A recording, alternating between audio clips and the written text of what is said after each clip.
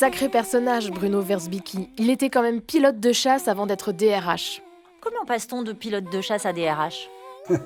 On passe facilement parce que ce qui relie ces deux métiers, c'est l'importance des gens.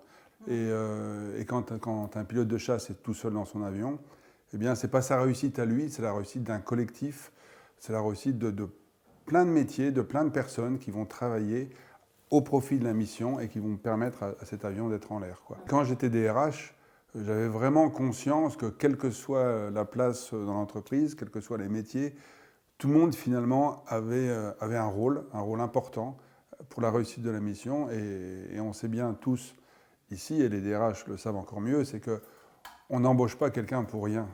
Une pratique à partager avec notre réseau RH? Quand on fait des missions aériennes, il y a toujours plusieurs moments importants.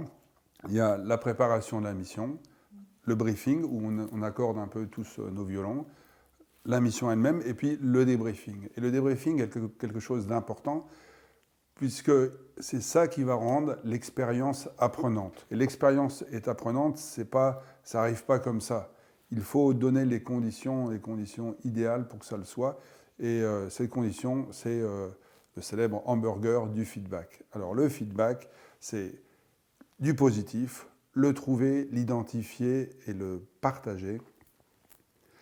Les choses qui sont à améliorer, qui ne sont pas complètement parfaites, qui nous ont manqué, et puis terminer par quelque chose de positif.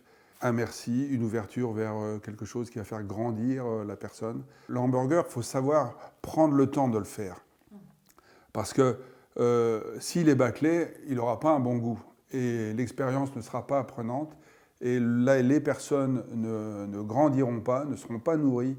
Et finalement, soit deviendront frustrées, soit partiront, soit quitteront l'entreprise. Et aujourd'hui, on a besoin d'avoir des gens motivés, des gens qui grandissent. Un petit mot sur l'actualité RH? Socialement, en France, on a coupé la population des gens en deux parties. Du coup, ce n'est pas mes mots, c'est les mots qu'on a entendus. Les métiers essentiels et les métiers non essentiels. Et ça, cette coupure a touché aussi l'entreprise. Cette catégorisation n'est valable aujourd'hui que pendant cette crise sociale, que pendant cette crise sanitaire.